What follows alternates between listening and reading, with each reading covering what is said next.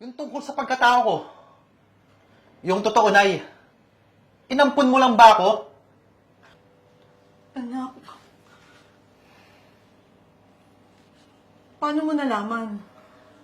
Hindi na importante yun, Nay. Sabihin mo na lang ang totoo.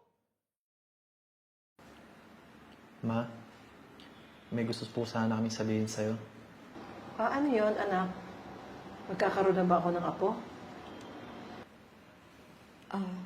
Ma, ang totoo po niyan, hindi na po ako magkakaroon ng anak. May diferensya po kasi yung matres ko. Ano? Anong ibig niyong sabihin? Hindi na ako magkakaapo? Ma, kaya nga po kami nandito. Para mag-adapt po kami ng baby mula sa orphanage. Ano? Hindi ako papayag. Ma, magkakapo na po kayo. Tingnan niyo po yung bata. Ang cute-cute. Ayoko. Ayoko kayo kumuha ng bata sa orphanage. Kung hindi rin lang kayo magkakaanak, mas mabuti pa, maghiwalay na lang kayo. Ma, ano ka ba? Ma, kakakasal lang namin. Saka mahal na mahal po namin isa't isa.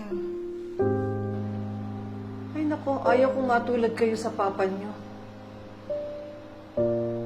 Gumawa ng kasalanan. Ma, asawa ko po yung kinakausap niyo. Alam ko, mas mabuti pa nga maghiwalay na lang kayo.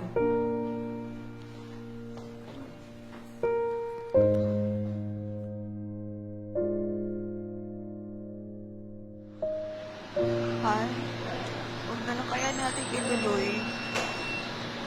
Naisip ko, tama si Mama. Hindi naman ako karapat-dapat mahalin eh. Hindi kita kayang bigyan ng anak.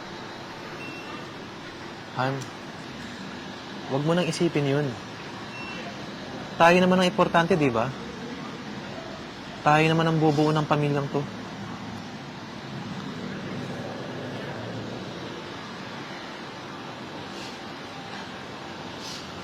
Eko? Di ba ikaw yung anak ni Beng? Si Tito Benjan mo to.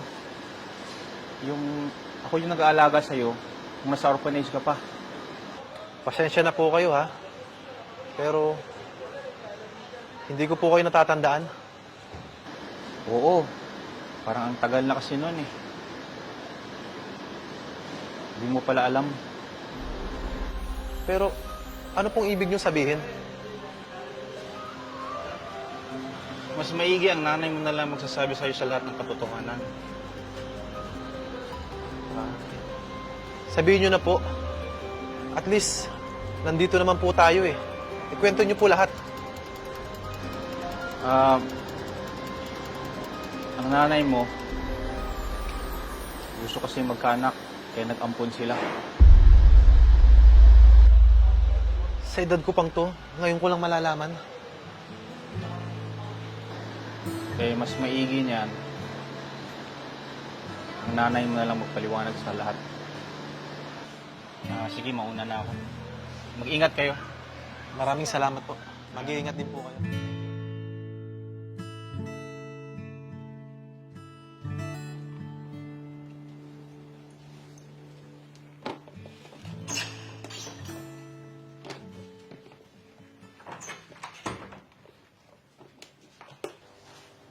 Nay, Naparito ka, anak. Ano, naghiwalay na ba kayo ng asawa mo? naparito ako dahil may gusto akong malaman. Malaman? Tungkol saan? Yung tungkol sa pagkatao ko. Yung totoo, Nay. Inampun mo lang ba ako? Anak, paano mo nalaman? Hindi na importante yun, Nay. Sabihin mo na lang ang totoo. Anak, Natakot ako noon. May sakit din ako sa matres. At naisipan naming umampon. Naisipan namin ng papa mo na umampon sa iyo. Siya rin na nakaisip noon. Oh, bakit hindi mo po kami payagang mag-ampon? Eh, katulad din naman pala ang kondisyon nyo. Natakot ako na baka gawin mo rin kay Fatima ang ginawa ng papa mo sa akin. Ipinagpalit niya ako sa babaeng pwedeng mabigyan siya ng anak. Ma! Hindi ako si Papa! Sabi mo patay na si Papa! Gusto lang kitang proteksyonan. At hindi ako magiging katulad nyo!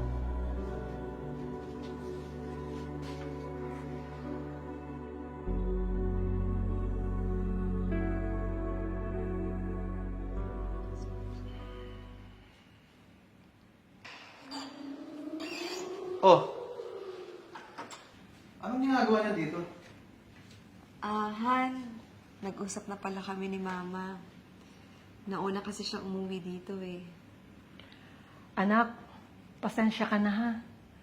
Kasi, naisip ko na gagawin mo rin kay Fatima yung ginawa ng papa mo sa akin. Ma.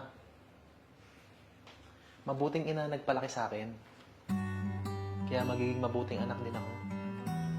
Hinding-hindi ko na kayo pakikialman. At susuportahan ko na lamang kayo. Halika dito, Han.